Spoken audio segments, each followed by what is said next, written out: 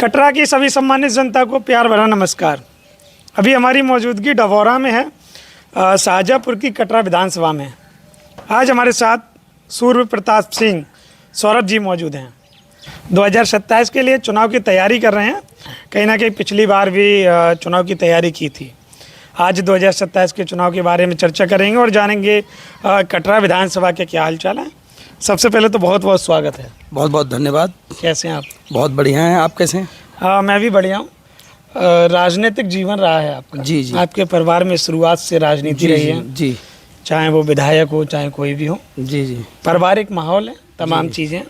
आप भी राजनीतिक तैयारी कर रहे हैं। जी।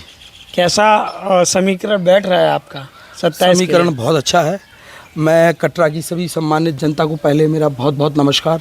सबको बहुत बहुत प्यार। बड़े बुजुर्गों को मैं चरण स्पर्श करता हूँ। उनसे आशीर्वाद लेके मैंने अपनी चुनाव की तैयारी शुरू कर दी है। 2020-22 में भी तैयारी की थी मैंने। 2020-22 से पहले 2017 में हमारे ताऊ जी के बेटे हैं, उनको चुनाव लड़ाया था। और मेरी माता जी ब्लॉक प्रमुख रही हैं यहाँ से। और लगभग 1991 से बीच में 5 वर्ष को छोड़ के 2015 तक हमसे संबंधित ही ब्लॉक प्रमुख रहे हैं। सिर्फ 5 वर्ष को छोड़ दे तो 2015 में मैं और मेरी माता हम दोनों ने ब्लॉक प्रमुखी का चुनाव के लिए नामांकन कराया था। बाद में मैंने अपना वापस ले लिया और हमारे बराबर वोट निकले थे 2015 में, लेकिन किसी कारणवश हमारी लॉटरी नहीं निकली थी, जिसकी वजह से वो चुनाव हमारा नहीं बना। हमारे बराबर वोट निकले थे 33-33, 3 वोट कैंसिल हुए थे।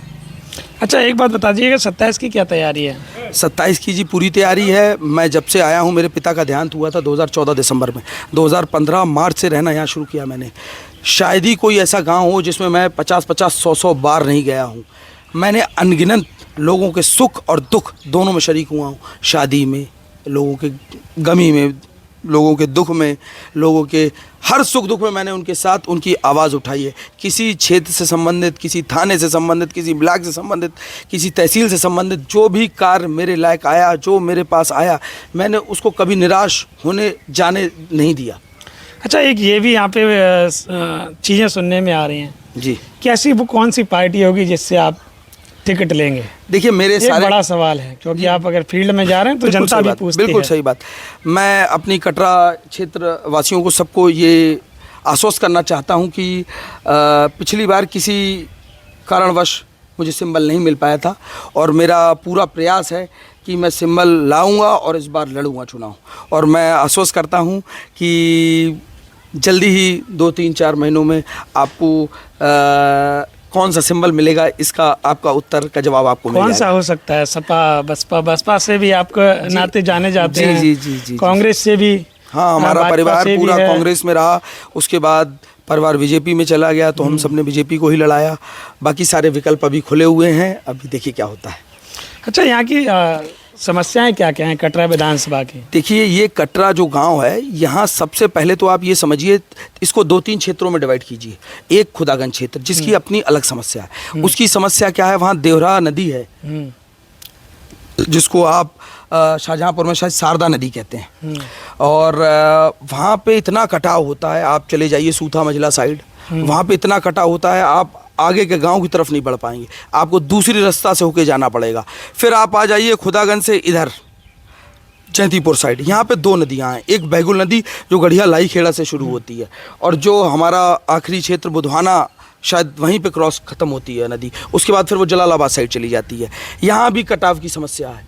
तीसरी है जहाँ मैं बैठा हूँ, ये रामगंगा किनारे, ये सामने, ये रामगंगा किनारे मेरा खुद का गाँव जो है, जहाँ मैं रहता हूँ, ये रामगंगा नदी के किनारे है। यहाँ भी कटाव की बहुत समस्या है।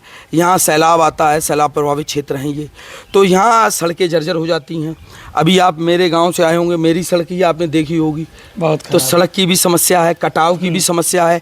सबसे बड़ी समस्या गाय की है। सबसे बड़ी समस्या थानों में फैले भ्रष्टाचार की है। सबसे ब्लॉक से संबंधित, आज से जब मेरे पिताजी ब्लॉक प्रमुख हुआ करते थे तो हर बुधवार और या शुक्रवार, कभी बीच में बुधवार या शुक्रवार को वो एक दिन ब्लॉक में बैठते थे। आप उस समय लोगों से पूछ लीजिए कि कैसा समाधान होता है। क्या उस तरह का समाधान आज होता है? जब हम कुछ नहीं थे, सिर्फ ब्लॉक प्रमुख थे, सरकार भी नहीं थी उस समय। आज आदमी भटक रहा है ब्लॉक जाके। तो ब्लॉक की समस्याएं हैं, तहसील की छोटी छोटी समस्याएं हैं। अभी आपको एक जानकारी होगी कि सरकार ने एक अभियान चलाया था कि जिसके माध्यम से सबके गाटा संख्या बांटे गए थे कि भाई इसका इतना रकबा, इसका इतना रकबा है। उन सारे रकबों में गरीब आदमी मारा फिर रहा है ग्रामीण क्षेत्र का कि उसका रकबा का अंश सुधर जाए, क्योंकि हर गांव में अंश बंटवारा गलत हुआ है। इसके गवर्नमेंट ने प्रयास किया है कैंप लगाने का, लेकिन उससे समाधान हुआ नहीं है अभी। तो ये बहुत बड़ी समस्या है कि लोगों के अंश सही से बटे। इससे लोग खामखा कचहरी में अपना पैसा बर्बाद कर रहे हैं, समय बर्बाद कर रहे हैं। दूसरा, बेरोजगारी बहुत बड़ी समस्या है, लेकिन बेरोजगारी का हल एक विधायक स्तर से संभव नहीं है, वो सरकार बड़े स्तर से संभव है। और बाकी सड़कें, जर्जर सड़कें, कटाव, गाय, ये जो आप छुट्टा आवारा जो पशु है, इसकी बहुत बड़ी समस्या हमारी विधानसभा में है। खाद से संबंधित समस्याएं, आप अगर सोसाइटियों पे जाएंगे तो लोगों को खाद नहीं मिलती, किसी को एक ट्राली मिल रही है, किसी को एक कट्टा नहीं मिल रहा है। तो यही समस्याएं हैं, ये बहुत ज़मीनी समस्याएं, छोटे छोटे चीज़ों पे गांव का आदमी नाली के पानी, निकास के पानी पे लड़ाई है।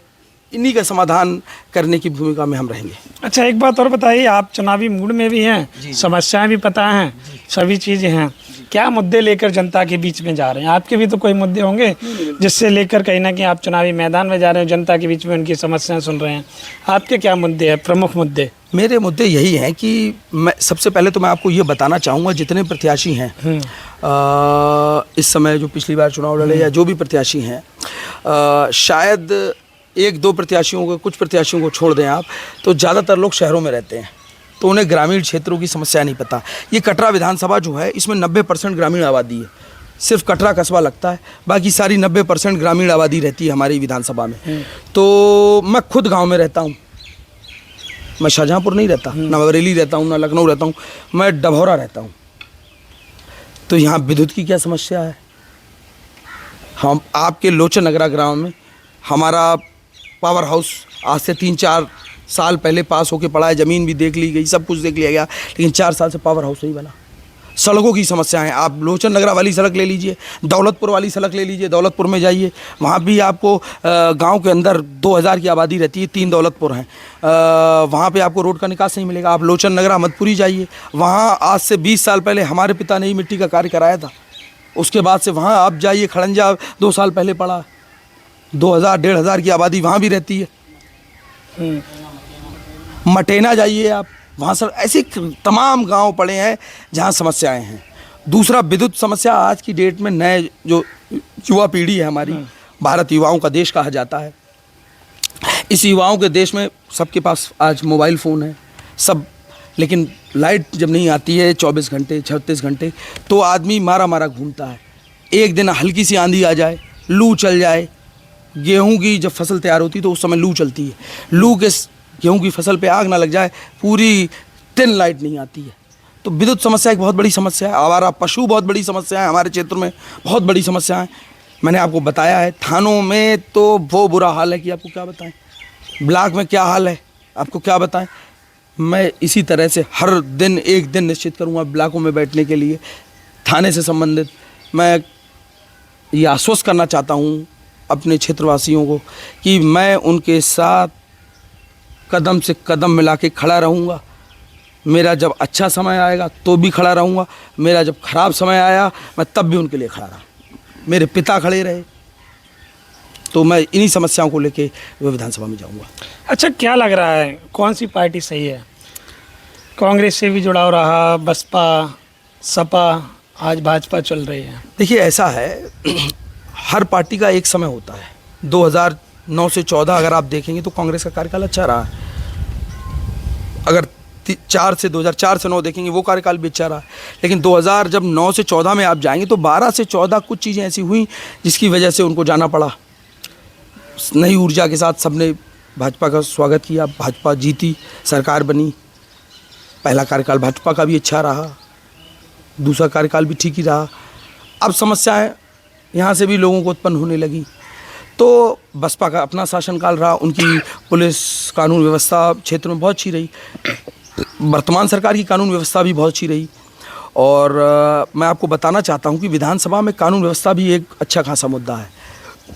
समाजवादी पार्टी में कुछ बहुत अच्छे निर्णय लिए, जैसे 100 नंबर वही लेके आए, एम्बुलेंस भी वही लेके आए। तो ये उन्होंने भी किया। हर सरकार ने अपने स्तर पे अच्छा कार्य किया है। मैं आपको बताना चाहता हूँ, बहुत पहले जब कांग्रेस सरकार थी तो यहाँ पे चक्रोड हुआ करती थी। ग्रामीण क्षेत्रों में जाने के लिए रास्ता नहीं होता था। आदमी 20 किलोमीटर जाने के लिए 2 दिन लगा देता था, 1.5 दिन लगा देता था। आज की डेट में विकास एक सतत प्रक्रिया है। जो सरकार आएगी वो अपने स्तर पे कहीं ज़्यादा कहीं कम विकास होता ही रहेगा। पहले सिर्फ आपका लिंक रोड थी, आज थोड़ी चौड़ी हो गई। तो ये सतत प्रक्रिया है, जो हर सरकार जो आएगी वो अपने आप धीरे धीरे करती रहेगी। अच्छा, एक बात बताइए, गांव में आप रहते हैं, गांव में लाइट की आपने बात की थी, कितनी लाइट चलती है? ईमानदारी से मैं आपको बताऊं तो देखिए, इस समय आंधी नहीं आ रही है। पिछले 10-15 दिनों से आंधी नहीं आई है, तो अभी तो लाइट ठीक रहती है, लेकिन वोल्टेज की समस्या है। और वोल्टेज की समस्या गांव में क्या, शहरों में भी है, कस्बों में भी है। अब जैसे 11,000 की लाइन पे 5,000 वोल्टेज आ रहे हैं। तो इसकी समस्या का समाधान यही है कि पावर हाउस हो। हमारा फीडर बहुत लंबा है, जैसे जयंतीपुर का बदायूं तक लाइट जाती है, आप समझिए हजरतपुर, वहाँ तक लाइट जाती है। तो बेचारे हजरतपुर वालों को तो लाइट ही नहीं मिलती होगी। अगर आंधी आ जाए ढंग से तो 24 घंटे 36 घंटे हमारी लाइट सही होने में लगती है, तो वहाँ तो 50 घंटे में पहुँचेगी।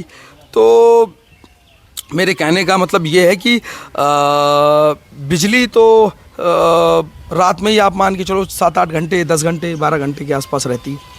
अच्छा, ऐसा कौन सा दल है जो आपको सबसे ज़्यादा प्रिय है? आप बार बार यही प्रश्न कर रहे हैं कि दल कौन सा प्रिय। सारे दल अच्छे, मैंने आपको बताया है कि सारे दलों ने अपनी सरकार में कुछ ना कुछ अच्छा कार्य किया है। प्रिय कौन सा है? इसका जवाब आपको 3 महीने बाद मिलेगा। 3 महीने बाद? अभी आप ऐलान नहीं कर रहे हैं? जी जी बिल्कुल बिल्कुल। चलिए, 3 महीने बाद का भी हम इंतज़ार करेंगे। कि मैं आपको बहुत बहुत शुभकामनाएं भी देता हूं कि आपका जो ये मिट्टी न्यूज़ चैनल है, इसको ज़्यादा से ज़्यादा लोग देखें, ज़्यादा से ज़्यादा लोग सब्सक्राइब करें, ज़्यादा से ज़्यादा लोग फॉलो करें। मैंने आपकी वीडियो देखी है, तो उस वीडियो में एक नई चीज़ पाई है। जैसे आप किसी क्षेत्र में जाते हैं तो वहाँ पे आप जब सवाल करते हैं तो सवाल में आप जितने दल हैं उनका नाम लेने का प्रयास करते हैं। ये अच्छी चीज़ है। वरना जनरली चुनाव को जो बाइपोलर बना दिया गया है, पिछले 10 सालों से चुनाव को जो बाइपोलर किया गया है, तो जो नए लोग हैं उनको मौका नहीं मिल पा रहा है बाइपोलर की वजह से। तो क्योंकि उसमें एक बहुत बड़ा मीडिया समूह का भी हाथ है कि भाई आप जब लोगों के दिमाग में भर देंगे कि ये या ये, तो वो बात नहीं बनती है। आप 4 पार्टियों का नाम लेते हैं तो ये अच्छी चीज़ है आपकी। अच्छा, और यही 4 फेवरेट हैं आपके? यही 4 फेवरेट है, बिल्कुल सही बात। तो 2027 के चुनाव में काफ़ी तमाम चर्चाएं की हैं। सौरभ जी मौजूद थे। कहीं ना कहीं राजनीतिक दल का ऐलान नहीं किया, कोशिश तो बहुत की है कि कुछ बोलें, पर कहीं ना कहीं सवालों को किनारे कर दिया है। और 2-3 महीने बाद जो पता लगेगा वो कौन सा दल होगा, जिस दल में शामिल होंगे वो कौन सा दल होगा जिस दल से चुनाव लड़ा जाएगा। क्योंकि कटरा विधानसभा में एक ये बड़ा सवाल बना था कि सौरभ जी कौन से दल से चुनाव लड़ेंगे। तो ये चीज़ें लगभग 2 महीने बाद पता लग जाएंगी। 2-3 महीने बाद मैं आपको खुद ही बुला के सबसे पहले आप ही को बुलाऊंगा, आप ही को सूचना दूंगा। आप परेशान मत होइए। ये बहुत बहुत आभार आपका रहेगा। आप बताइए, आपको कटरा विधानसभा में क्या लग रहा है? क्या योगी जी पुनः वापसी कर पाएंगे, हैट्रिक लगा पाएंगे, या फिर अखिलेश जी आने वाले हैं, या फिर मायावती जी, या फिर कांग्रेस, या फिर कोई और आएगा जो उत्तर प्रदेश की कमान को संभालेगा?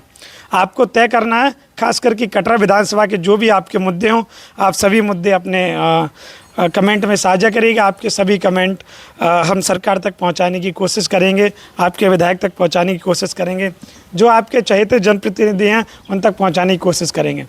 आपका बहुत बहुत धन्यवाद, आपने कीमती समय दिया उसके लिए। धन्यवाद और मेरी शुभकामनाएं आपके न्यूज़ चैनल को। Thank you.